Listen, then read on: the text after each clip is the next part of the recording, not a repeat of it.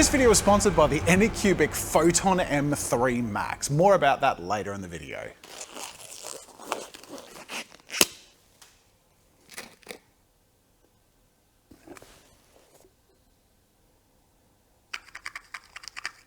G'day everyone, I'm Jazza, and today I'm going to muck around with chemicals, which is always a good idea. Specifically, fast set rigid polyurethane 1-to-1 mixes that make a black hardened plastic, which I actually first mucked around with in my silicon mold making experimental video. And the first time I used it, I failed because it set quicker than I expected, but it also set like really rigid and in a really cool pattern. That sat embedded in my mind thinking that's kind of a cool effect. And then I had the thought, imagine if you could sculpt with it in midair to create a bit of a symbiote venom goo effect. You know, like the tendril look of the symbiote black stuff just crawling out and being all venomy. So this has a working time of 2¼ minutes. It's only gonna be a couple of minutes before it starts rigidifying. So it's only been a couple of minutes, and I wanna see if I can get it to create a cool like tendril. This is actually kind of a really good working state right now where it's at. There you go. So if I like start wrapping, yeah. If I can make this work in an epic Venom model project is a whole different thing. So let's go for it, shall we? And I've found the perfect sculpture to base my project on. This is sculpted by Alex over at Prey Collection Studios on my mini factory, links in the description. An awesome, huge, imposing looking Venom, but with no tendrils. So great anatomical sculpt to base my project on. I made him as big as I could and filled the whole bed of my brand new Anycubic M3 MAX. I want to see how big I can make this project and Venom feel. Oh my God, that worked so well. And it's huge. This is insane. Look at him. I gotta remove him. Come on.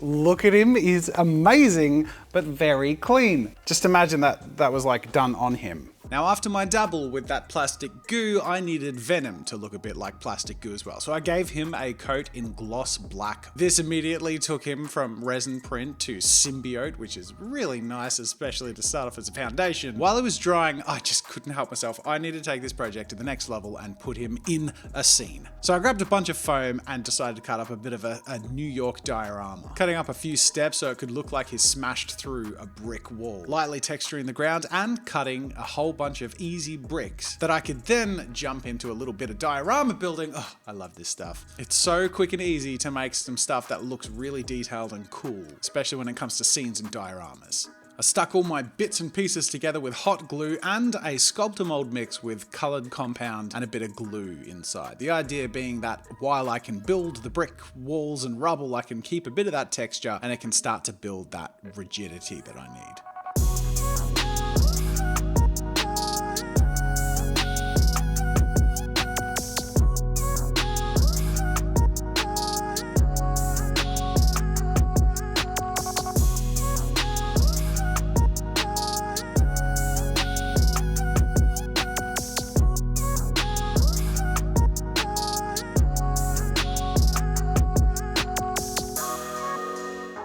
Throwing a little bit of broken cork and sprinkling some sawdust for some texture and for good measure, that whole scene was ready to chuck to the side and let it dry off until the next day, bringing back Venom in for a bit of a paint job.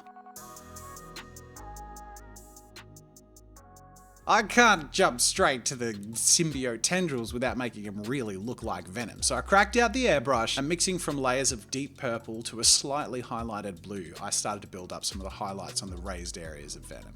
Now, you'll notice as I go, I'm spraying with a matte paint, and this is obviously taking that Venom shine away. Not to worry, plan is to whack him with a gloss varnish after, and this, I imagine, will intensify those blacks and recesses that I actually went back over again just to make sure I was punching in some of that detail. But of course, he wouldn't be Venom without the Venom details and the logo, the crest on his chest. I say that, I know the recent Venom movies, he doesn't really have that. I think it's to a detriment. I reckon he should, because it looks super, super cool. And I did this obviously just by hand painting it. I really took my time with this because I wanted the shading to really highlight and pop out with his anatomy, and the white obviously is this huge contrast to the black of his body. So I want to try and make sure it looks sharp and it doesn't look like I'm cutting any corners. Gradiating up to the highlights and then a really sharp white edge at the very top.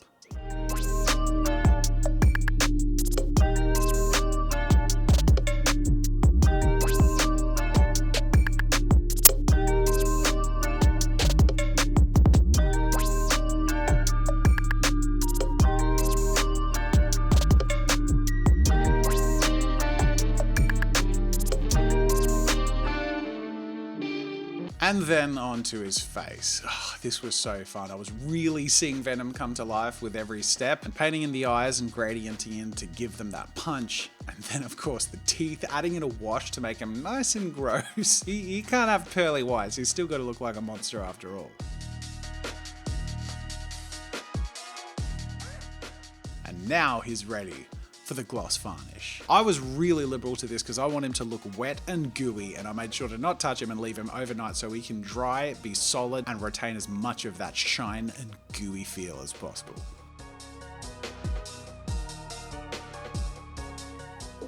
And while I was leaving stuff to set overnight, I thought I would do something a little different. I made a contraption. I didn't explain to anyone who was filming, as I was over time at the end of the day, what I was making, but I just had a feeling that this would come in useful. So I threw together, mixing a bunch of monster clay, silicone, and skewers, a device I think will carry me through to the end of the project when it comes to adding all the Venom tendrils.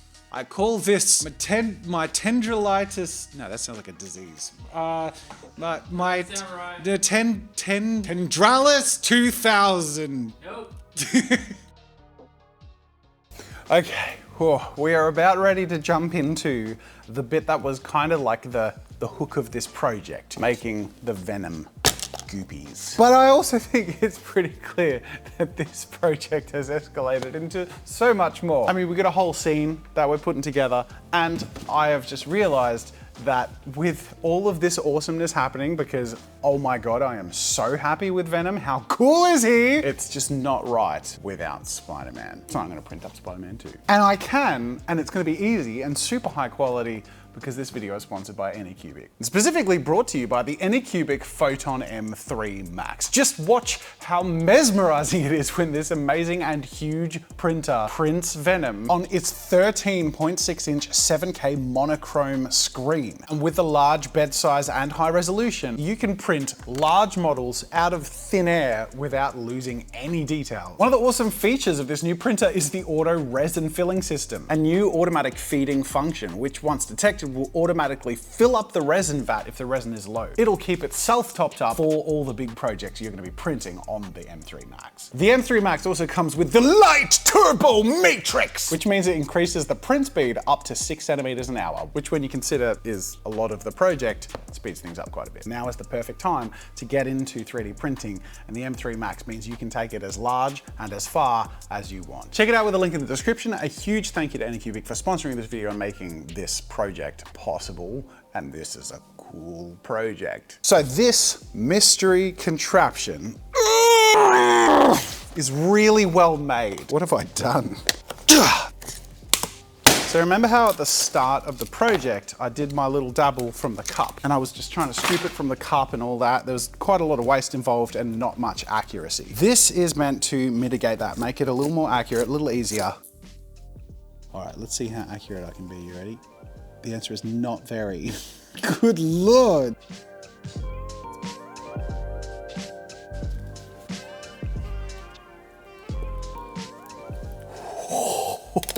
This is where my little weird stand here is going to come in useful, because I can, in theory, basically find a pose and hold it in place. This is the kind of project where every single step, every single addition just gets me more and more amped to keep going and take it even further. Of course, starting off with Spider-Man. I found a free model of Spider-Man on My Mini Factory that I thought could be really cool with just a few extra tweaks to make him look a bit tortured. So I put him into Oculus Medium, and in virtual reality I removed the sort of plinth he was standing on and just tweaked his limbs and his posture a little bit to look like he could be wrapped up in symbiote goo and be tortured and being beaten up. Oof, this is getting dark. Printing Spider-Man on a bed full of a whole bunch of other projects that Dave's working on, because we have so much freaking 3D printer bed size now. Thank you, Anycubic. It was time to wash up and clean Spider-Man, undercoat him, give him a base coat of colors, and a little bit of a paint job that I could carry through to that final scene. But I don't want to get too carried away here. The focus here is on Venom. Spider-Man is a huge add-on, and I'm hoping we'll bring the scene to life.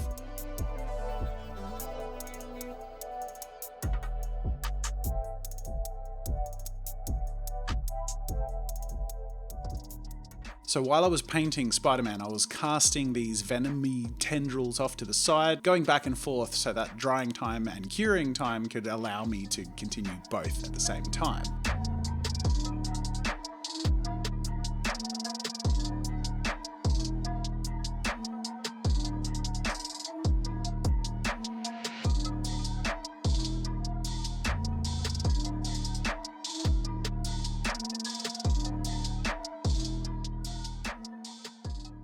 Time to jump back to that city scene, add a whole bunch of support by base coating it in a spray paint, which will sort of dissolve a little bit of the foam, which I like to add texture. Then adding a coat of Mod Podge and using some ground texture to fill in some of those more dissolved bricks just to even it out, sprinkling in some texture for detail and chucking it aside to dry. And now we have all the elements we need to make the ultimate Venom scene. We've got a city that needs some basic painting, a Spider-Man that needs some beating up, and a Venom that needs some symbiote alien magic. Let's go!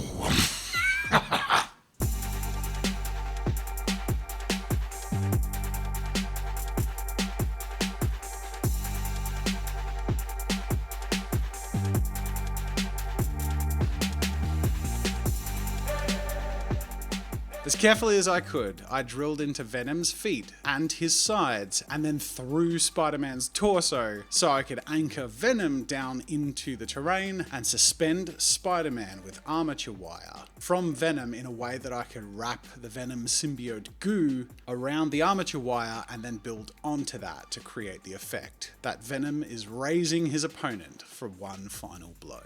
With that all held in place, it looks amazing, and I tried to go straight in with the goo, but this stuff is wet for a while and then immediately solid, so it's pretty tricky to work with. Fortunately, I had quite a lot of those tendrils pre-made that I'd been casting while I was painting, so it was just a matter of finding the right shapes for the right places and strategically adding these Venom tendrils to build up the effect.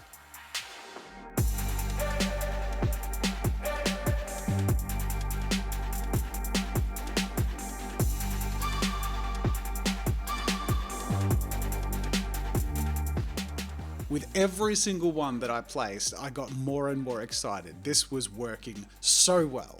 And every chance I'd taken previously to take the project further was now paying off in a big way. Adding that gnarly texture effect and trying to create some interconnected and intertwined areas that made it look extra alien.